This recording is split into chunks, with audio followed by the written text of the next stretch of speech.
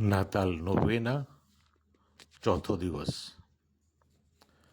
ઈસુએ તેમના જન્મથી જ અપમાનિત અને તિરસ્કૃત જીવન પસંદ કર્યું હતું. ચિંતન: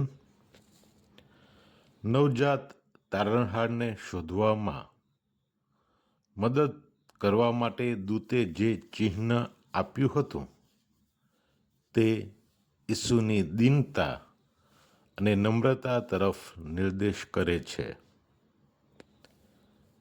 આ ચિહ્ન હશે: તમે એક બાળકને ગભાણમાં લપેટાયેલું અને ગભાણમાં પશુઓના ચરણે જોશો.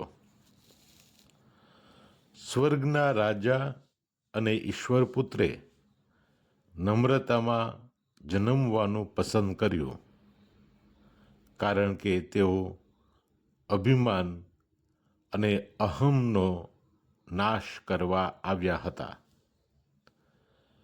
પૈગંબરોએ અગાઉથી જ ભાગ્યું હતું કે આપણા ઉદ્ધારક સાથે પૃથ્વી પરના અધમમાં અધમ માણસ જેવો વ્યવહાર કરવામાં આવશે અને તેઓ અપમાનોથી સદાય ઘેરાયેલા હશે.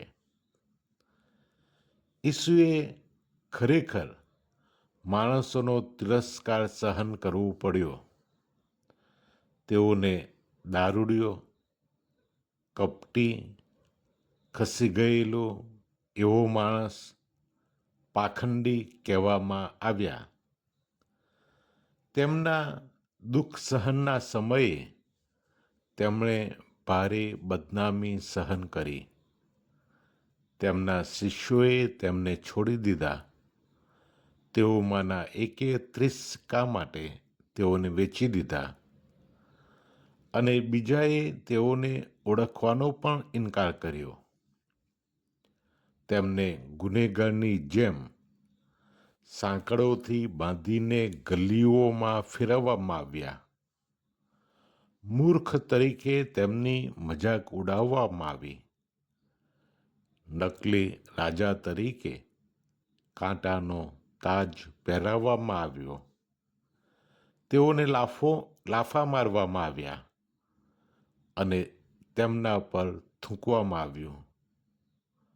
અને અંતે દુનિયાના સૌથી ખરાબ ગુનેગારની જેમ 2 ચોરો વચ્ચે ક્રૂસ ઉપર લટકાવવામાં આવ્યા.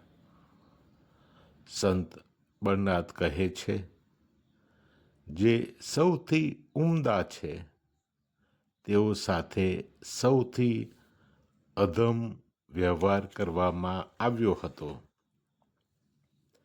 પ્રાર્થના કરીએ. ઓ મારા વાલા તારણહાર, મારા પ્રેમને લીધે તમે અપમાનો અને તિરસ્કાર સહન કર્યા છે. હું તો મારા ગુનાઓની સજાને જ લાયક છું, અને છતાં મનમાં રોષ રાખ્યા વગર હું કશું સહન કરી શકતો નથી. હે પ્રભુ, હું પાપી છું, અભિમાની છું. મને ક્ષમા કરો. હું તમને બધી વસ્તુઓ અને બધા કરતાં વધુ પ્રેમ કરી શકું એવી શક્તિ આપો. મને અપમાન સહન કરવાની કૃપા બક્ષો.